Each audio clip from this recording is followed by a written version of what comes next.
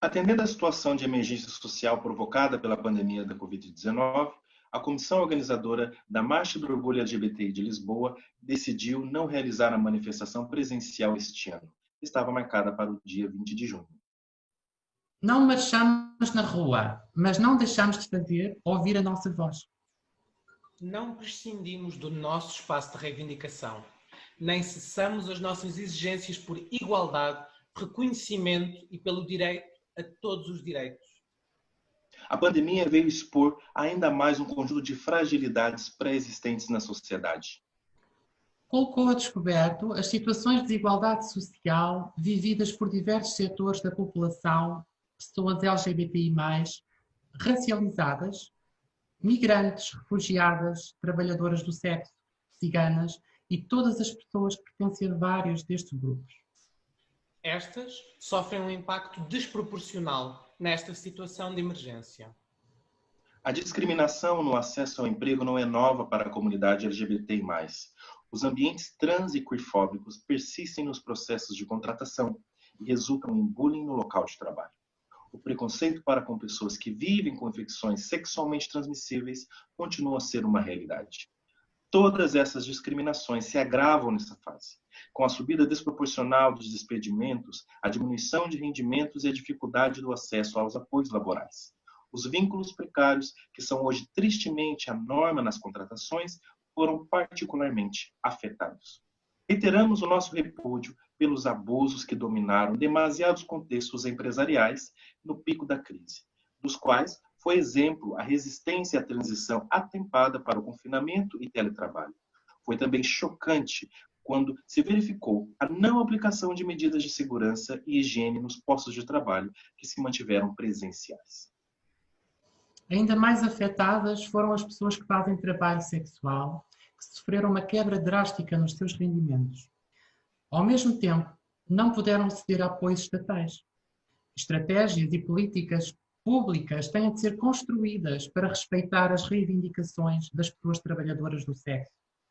Temos de combater visões conservadoras e abolicionistas e criar condições de trabalho e estabilidade em vez de precariedade e repressão.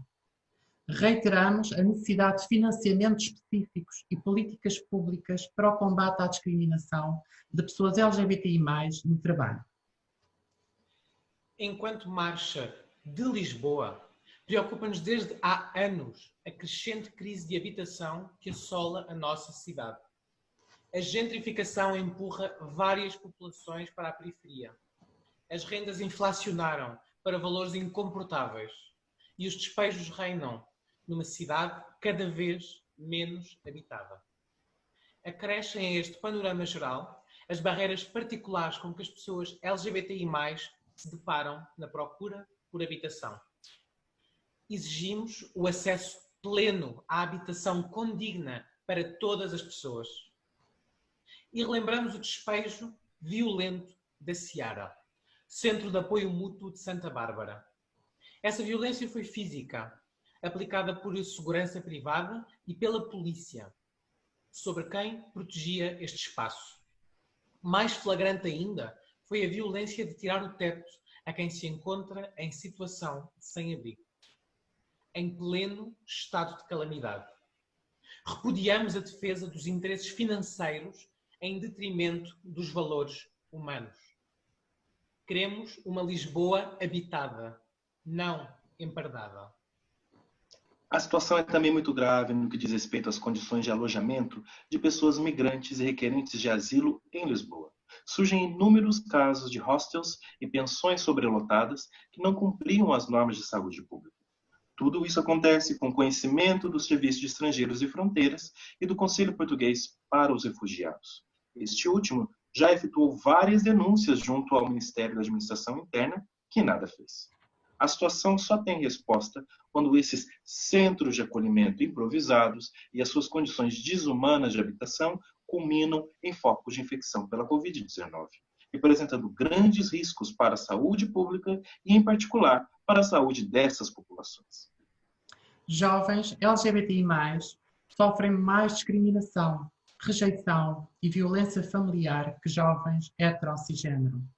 Isto passa frequentemente por expulsão de casa e situação de sem-abrigo, ou ainda pela permanência num ambiente hostil. Durante a pandemia, a violência sofrida por quem reside em insegurança é agravada.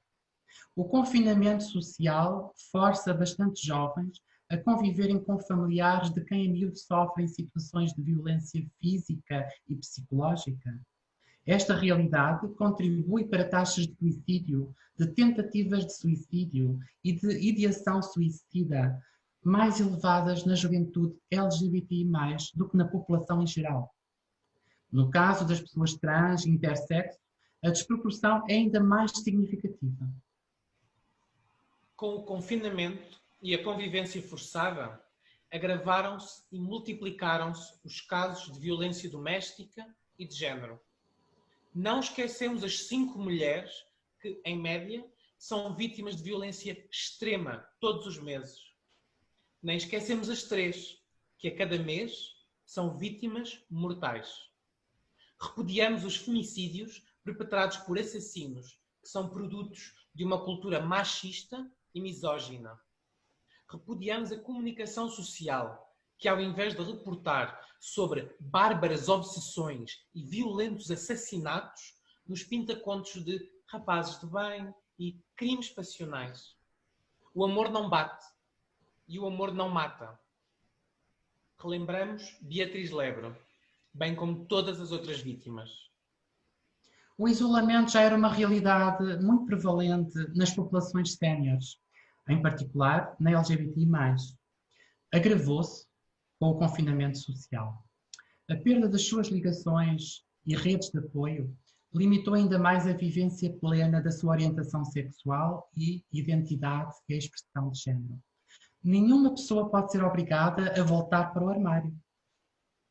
O acesso pleno à saúde por parte de pessoas LGBTI+, continua a ser limitado e as respostas insuficientes. No momento em que a saúde é prioritária, os profissionais de saúde continuam a não ter formação para atender pessoas LGBTI+. É incompreensível que se continue a usar ferramentas de avaliação em saúde e que se confundam os conceitos como os de sexo e de gênero.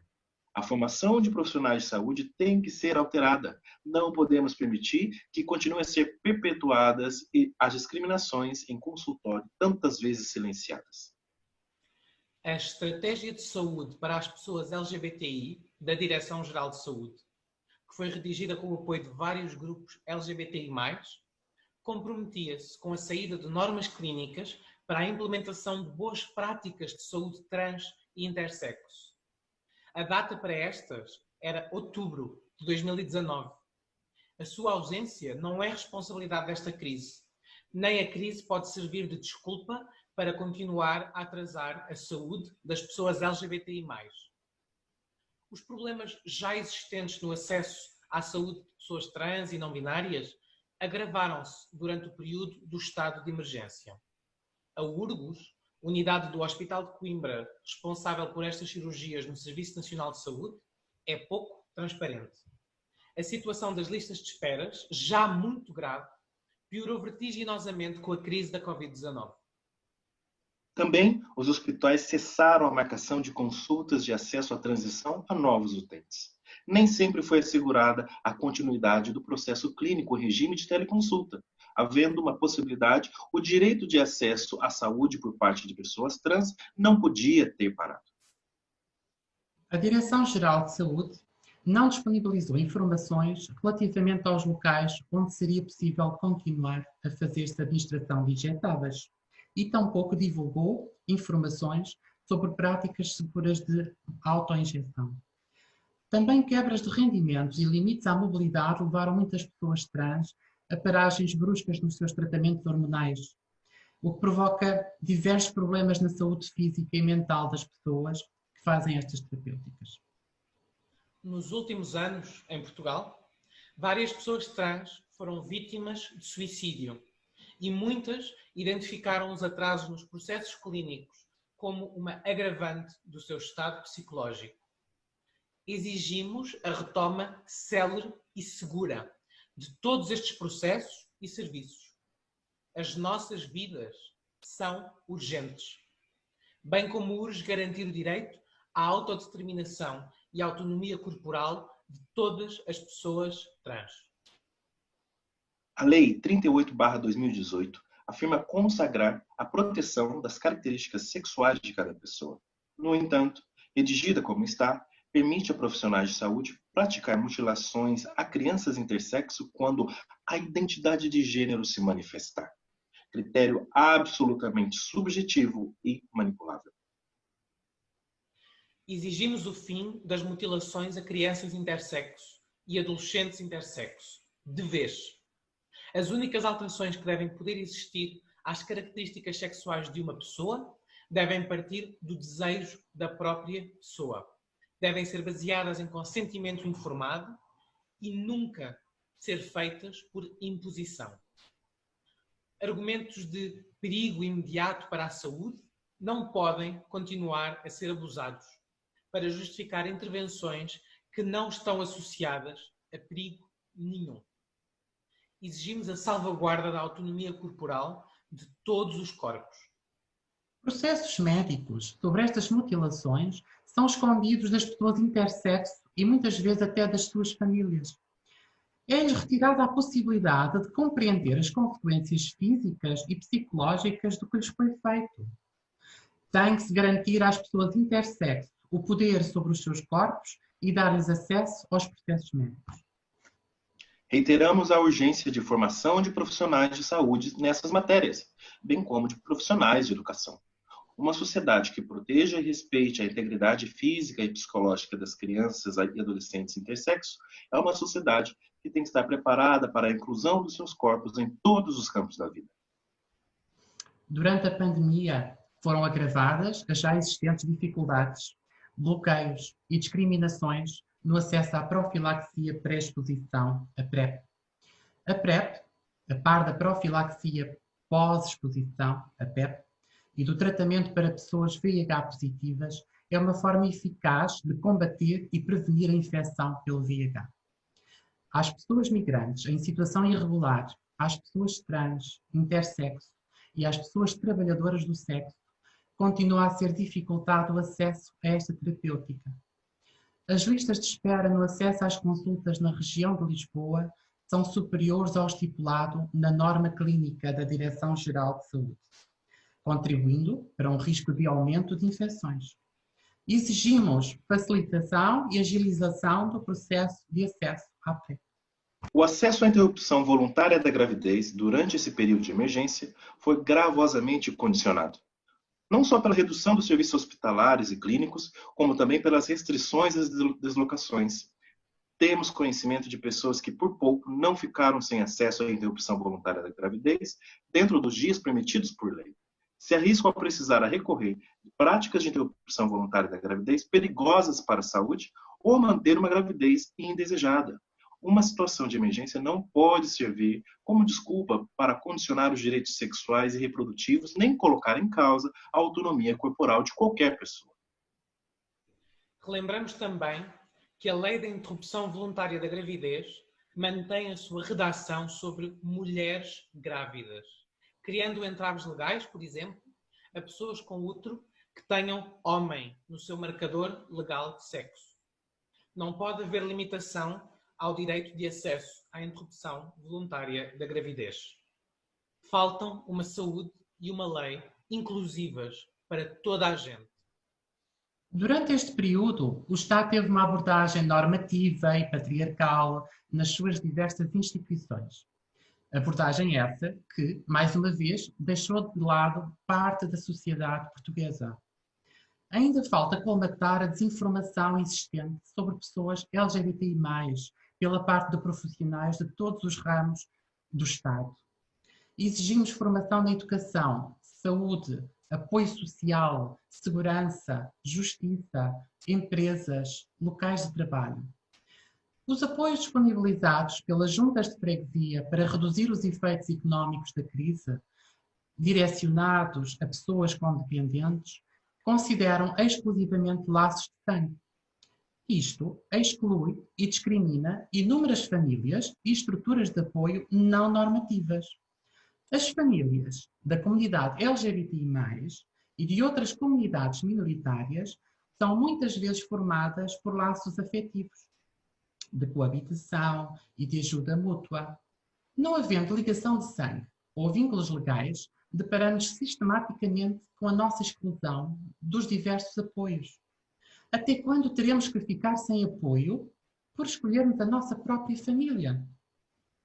A pandemia da Covid-19 e consequente crise social têm sido utilizadas como pretexto para a proliferação de ideias da extrema-direita. Desde há muito tempo que vemos com preocupação o crescimento dessa ideologia na Europa e no mundo, mas não é só lá fora. Em Portugal, vemos cada vez mais o espaço público invadido por esses ideais, tal como o parlamento. Urge combater a proliferação dos populismos fascistas, que atacam populações marginalizadas e as usam como bodes expiatórios. Fingir que a culpa dos problemas é de um país e de certos grupos sociais, em vez de identificar as efetivas falhas institucionais, estatais e econômicas existentes, é perigoso. Somos e seremos sempre antifascistas. As comunidades ciganas têm sido alvo constante de ataques por parte da extrema-direita, que utiliza e fomenta discursos de ódio, racistas, xenófobos, segregadores, enquanto plataforma eleitoral e mediática. Faltam práticas estatais que combatam as tendências instauradas de guetificação e segregação das comunidades ciganas. Muitas destas populações vivem ainda sem condições de habitabilidade básicas e sem acesso a serviços essenciais, como água potável ou eletricidade. Neste panorama já tão grave, ainda foi proposto pela extrema-direita no Parlamento um plano de confinamento diferente para estas comunidades. É imperativo lutar contra o racismo e recusar toda e qualquer utilização das populações ciganas como bodes expiatórios. Existe, sim, racismo em Portugal. Denunciamos a frequente afirmação do contrário, seja em caixas de comentários, em colunas de opinião, na televisão nacional ou até mesmo por membros do parlamento. É impreterível combater a xenofobia e o racismo. Persiste a ideia de Portugal como bom colonizador, fruto de um desconhecimento histórico sobre o que foi realmente a colonização portuguesa. É urgente reformular o ensino, falar de pessoas escravizadas e não de escravos, falar de práticas imperialistas e não de comunhão, falar de evangelização forçada e não de partilha cultural. O racismo estrutural é uma herança colonial. Afeta todos os dias o acesso ao emprego, à saúde, à habitação e à segurança. O racismo mata. É impossível falarmos de racismo e discriminação sem condenar a violência policial desproporcional, que continua a ser usada sobre pessoas racializadas, imigrantes. Relembramos os casos de Cláudia Simões, agredida por um agente da PSP, e de Ihor Omniuk, um cidadão ucraniano agredido e assassinado nas instalações do CEF, no aeroporto de Lisboa. O abuso de poder mata e não podem continuar a existir vítimas de violência infundada. Exigimos mais políticas antirracistas e de gestão de conflito sem violência, dentro e fora das esquadras e academias de qualquer entidade de segurança pública. Colocamos ao lado de e em solidariedade com os movimentos e manifestações antirracistas em todo o mundo. Reiteramos que vidas negras importam. Denunciamos todos os Estados que continuam a perseguir e oprimir pessoas LGBTI+, e a fazer recuar décadas de trabalho e direitos conquistados. Denunciamos o caso da Hungria, onde esta crise foi usada como pretexto para a acumulação de poderes na figura do primeiro-ministro. Esta manobra denuncia a tendência totalitária do líder e ameaça a democracia no país. Ao mesmo tempo, foi aprovada uma lei que proíbe o reconhecimento legal de pessoas trans e intersexo no país. Não podemos aceitar a legalização da trans e interfobia. Reiteramos que uma situação de crise não pode ser pretexto para ataques aos nossos direitos. Denunciamos o caso da Polônia, apontado como o pior país da União Europeia para pessoas LGBTI+, onde surgiram este ano mais de 100 municípios que se declararam como zonas livres de ideologia LGBTI+. Estes representam o silenciamento das nossas vozes e a marginalização da nossa comunidade. Nestas zonas, a liberdade de expressão e o direito de viver-se plenamente são negados.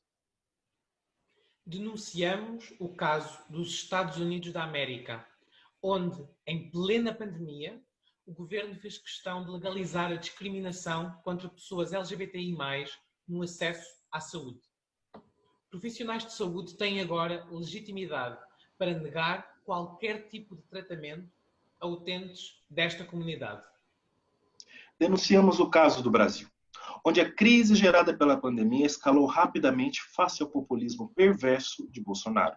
Nunca foi tão presente a supremacia branca, a violência contra povos indígenas, pessoas ciganas, pobres e a veemente propagação de discurso odioso contra mulheres, pessoas LGBTI+, e racializadas. Mata-se ao minuto.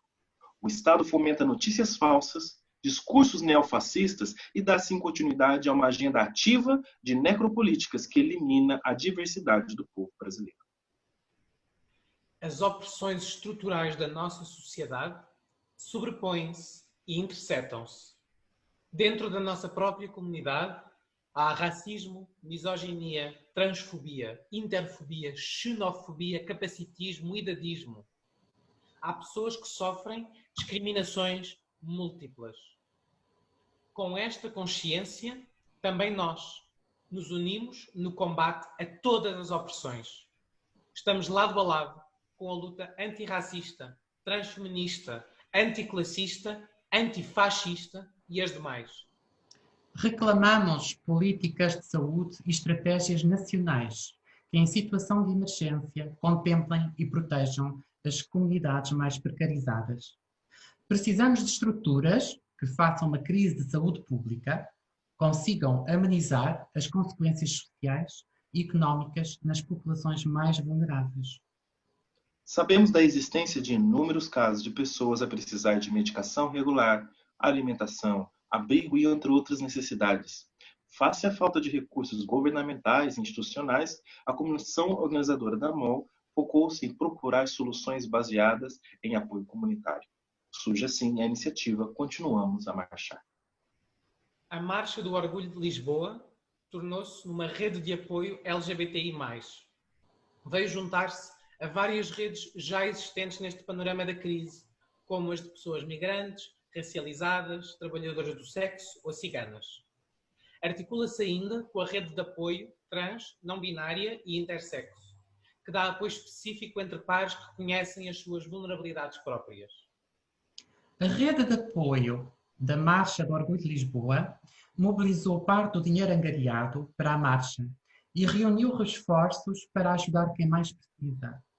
Estamos a prestar auxílio à comunidade LGBTI+, seja em apoio de pares, alimentação, transporte, alojamento ou encaminhamento para associações que providenciam ajudas específicas para cada caso.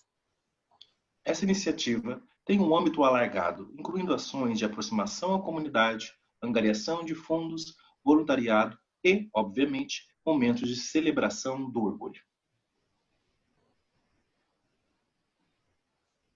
Enquanto houver violência, agressão, discriminação, julgamento, tortura ou assassinato de pessoas LGBTI+, continuamos a marchar. Enquanto for preciso lutar para poder viver plenamente a nossa orientação sexual, identidade, expressão de gênero ou características sexuais, continuamos a marchar.